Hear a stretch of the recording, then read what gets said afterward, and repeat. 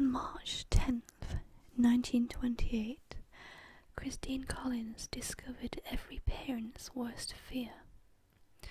Her son Walter was nowhere to be found. While the police suspected that Walter had simply run away, Christine feared the worst. She refused to believe that her young boy would run off, so she came to the dreaded conclusion that he had been kidnapped.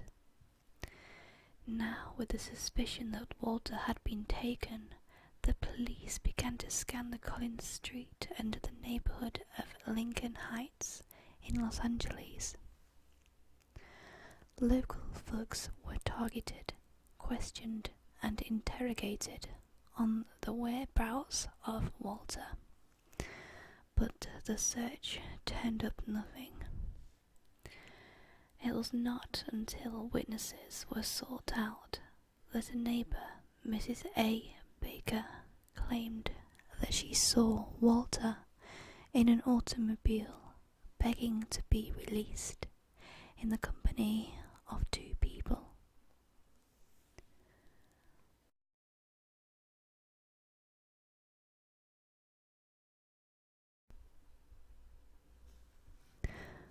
Other neighbours gave information as well. They said that days prior to Walter's abduction, an Italian-looking man, along with a woman, were asking for Walter's address. All information and all leads led to nothing. There was simply no trace of Walter that led the police to finding him or finding out who had taken him. After searching the Lincoln Park Lake for Walter's body, and after a massive search at the northeastern part of the city, neither Walter nor any trace of him was found. Walter had now been missing without a trace for over a month. Christine Collins was devastated, but she remained hopeful that each day she would hear news of her young son. Months passed, and she had to work daily with the racing thoughts of Walter's fate constantly in her head.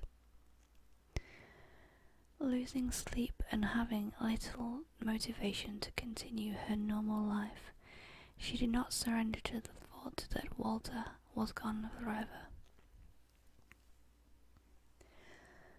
5 months after Walter's disappearance, a miracle happened. Walter had been found.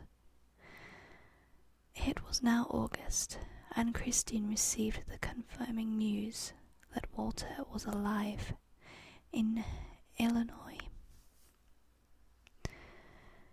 It is hard to imagine how much joy, love, and excitement Christine experienced when she heard this news. Her persistent hoping seemed to have worked. Walter was immediately put on a train to Los Angeles to be returned to Christine. The reuniting of mother and son was to be celebrated as a massive success of the police force. But as the approaching train came to a stop, with the anticipation of a happy reunion after 5 agonizing months, Christine immediately exclaimed that the boy who descended from the train was not her son. What Christine thought was the answer to her prayers, the miracle of a lifetime, proved not to be the case. The boy standing in front of her was not her son. Captain J.J. Jones of the LAPD could not believe what Christine was insisting. Jones explained to Christine that Walter simply seemed to change because of the duration of the months and the traumatic experiences that he had encountered. Christine rejected Jones' explanation. Christine insisted that she would know her own son no matter the circumstances. Captain Jones would not take Christine's word for it and would under no circumstances let it be known that the Los Angeles Police Department had made a mistake. Trying to avoid humiliation, Jones told Christine to take Walter home and try him out for a while to see if her memory would clear, to see that this was indeed her boy. Christine, feeling the pressure from both the public and the police about the reunion, agreed to take the boy home. Subsequently, the police began to question Walter in hopes of finding his abductor. He was questioned on how he had escaped the kidnapper, and the police wanted to know how he had ended up in Illinois. Police and doctors were unable to get straight answers from the boy. He said little to nothing. It was as if he was keeping a secret, and no one could get the boy to say anything that he knew. Christine knew that the boy was not Walter, but she agreed to house and care for him. But she still sought to prove that she was right. She did not want the police to stop looking for the true Walter because she knew that he was still out there. Christine used Walter's dental record to prove the difference in Walter and the boy who now lived with her. Those records did indeed demonstrate marked differences in the two boys' teeth. Christine then took the dental records to Captain J.J. Jones. But the dental records proved to be no help. Not only did Jones not believe Christine even with the records, he concluded that Christine was only trying to humiliate the Los Angeles Police Department. Captain Jones would not stand for this slander, especially by a woman. So Jones took immediate action. Jones had Christine Collins committed to the psychopathic ward of the General Hospital to be placed under observation under Code 12 internment, which was intended to jail anyone who was proving to be difficult. Christine Collins remained in the hospital under harsh circumstances. She was treated inhumanely and fell victim to different forms of medicine to try and bring her to her senses, and for her to admit to this boy being the true Walter.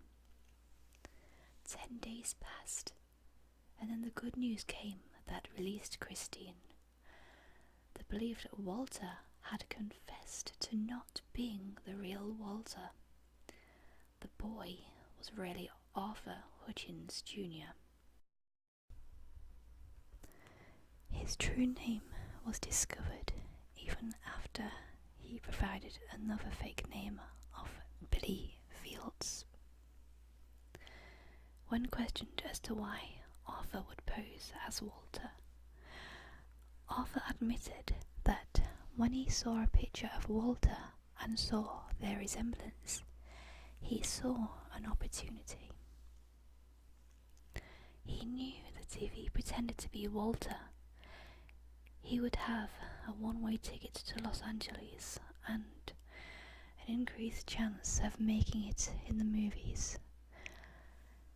He was also running from an unhappy home life. police did finally turn up a lead on the case.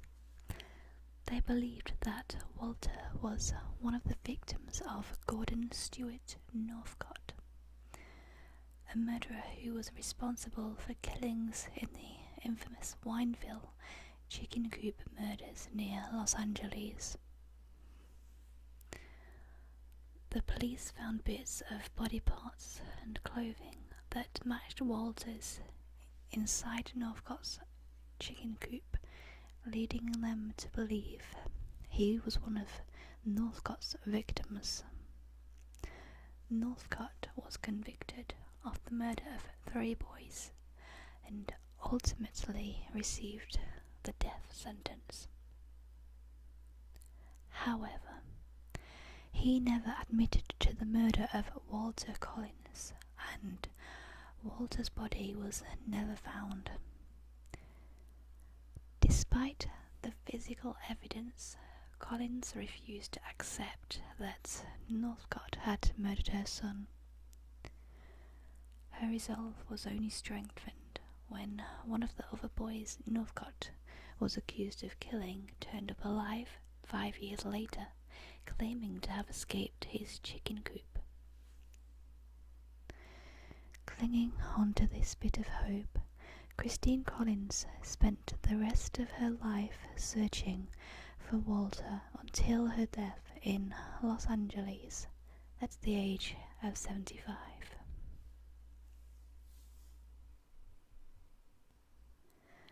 And that brings us to the end of this story.